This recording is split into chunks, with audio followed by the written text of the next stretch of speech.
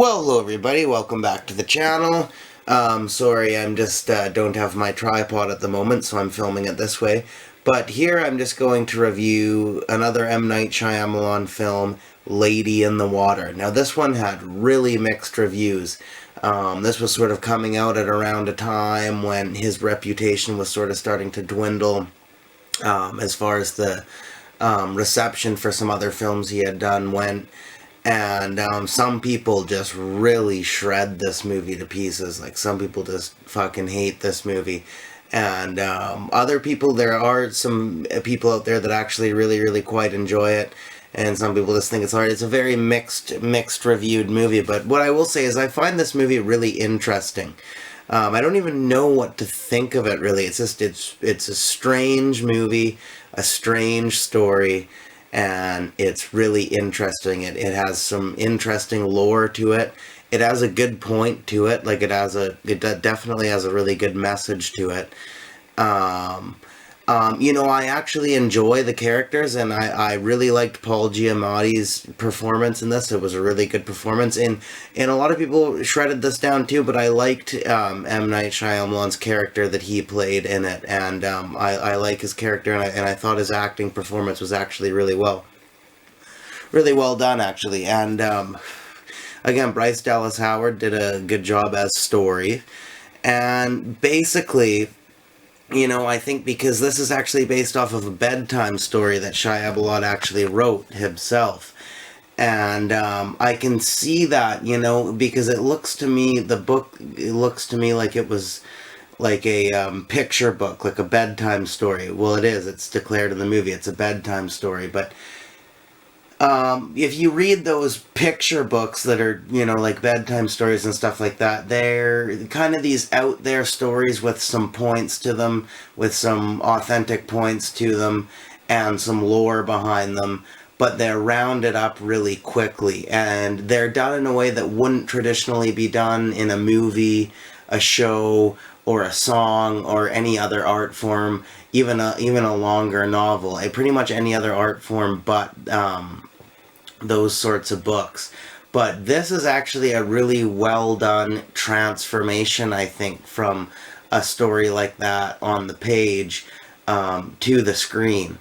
So as far as just talking about the film goes, though, I really enjoyed the first half of the movie, and I enjoyed the very end.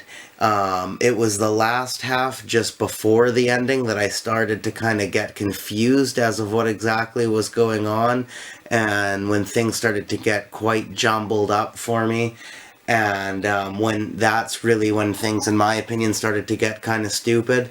But I like the subtlety of it in the beginning, and it's a really clever idea that there's this grand story going on out there, but it's not all these, like, traditional heroes that are out getting stuff done.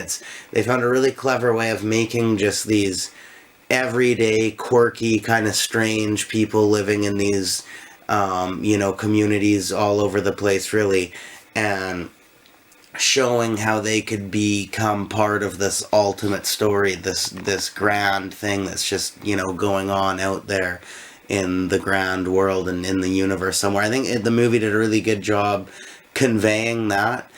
And I basically think it was really interesting. I did think it's not necessarily a horror movie. It's kind of creepy. Again, all of Shyamalan's movies, they really remind me of The Twilight Zone.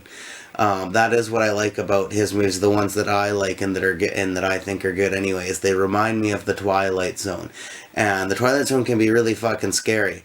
And so can Shyamalan, but it's not always scary. Sometimes it's just kind of strange and out there and makes you think, And so this isn't necessarily a horror movie, I'd say.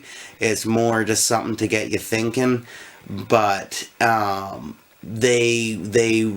found for one, I find I forget the names other than Narf, which is kind of a stupid name, I will say, for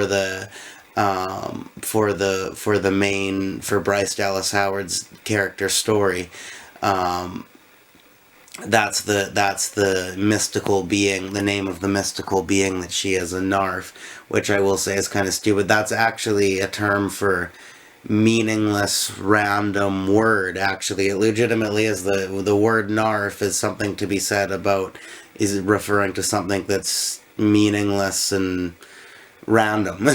So yeah, that's kind of a strange name choice in my opinion, but I forget what the other creatures' names are though, but there's this really creepy looking wolf kind of thing, and it's a spooky bloody creature. Like I thought that was a really well done creature. It's really really creepy looking, and even those other creatures, those monkey kind of looking things that are in the trees, they're spooky too. And again, I like how you're just hearing subtle rumors of these creatures, but you don't quite know of them. And then what I like how what Shyamalan does is he has these lots of scenes where you can just see the forest in the background of this apartment that the film takes in, and you can hear the odd, the music kind of has a creepier tone, and you can hear the odd growl and the odd noise there, and you're like, that there's something going on beyond there, but you don't know exactly what it is. And I think that kind of confusion and that kind of like something's off here kind of thing is really well done in most of his movies, and this is definitely one of them as well. And the main thing I'll say about this movie is the score is awesome. I love the score. Dare I say, actually, up there with one of my favorite, not like right up there, but up there with one of my favorite film scores, actually. It's a beautiful piece of music from James Newton Howard. Really nice music. There's some, as I said, there's some creepy music in it, like some spooky kind of music, but there's the main score is not like spooky at all. It's just a really really nice it's a really nice orchestra. It's a really nice sounding score. I will say, beautiful piece of music. Is probably one of the best things about the movie, actually. And yes, so that is my review for Lady in the Water, everybody. And so for grading the film, this is a hard one. Damn, it's just so strange and out there that I don't know exactly how to grade it. But I did quite enjoy the movie. I'm definitely part of the community that does really like this movie. So I think I'm going to give Lady and the Water a B. Dare I give it a B? I'm going to give it a straight up B. And again, I'm confused to even say that. I don't know why, but I feel that the movie is too interesting and kept me hooked into what's going on too much to give it a crappy grading. I did enjoy this movie seemingly a lot more than a lot of other people out there did. So I'm going to give it a B, dare I. And as for the cheese grading, there's definitely some cheese in this.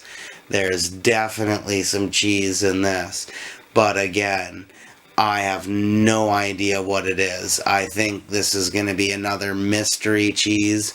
And I think this is going to be like a 6 cheese pizza or something. It's like a 6 cheese frozen pizza that you didn't read all the 6 cheeses before you put it in there, but there's 6 different cheeses all blended together into one. That's what I think this movie is as far as cheesiness goes. Okay, so that's my review for Lady in the Water, everybody. Thank you very much for watching. I hope you enjoyed, and please come back for more.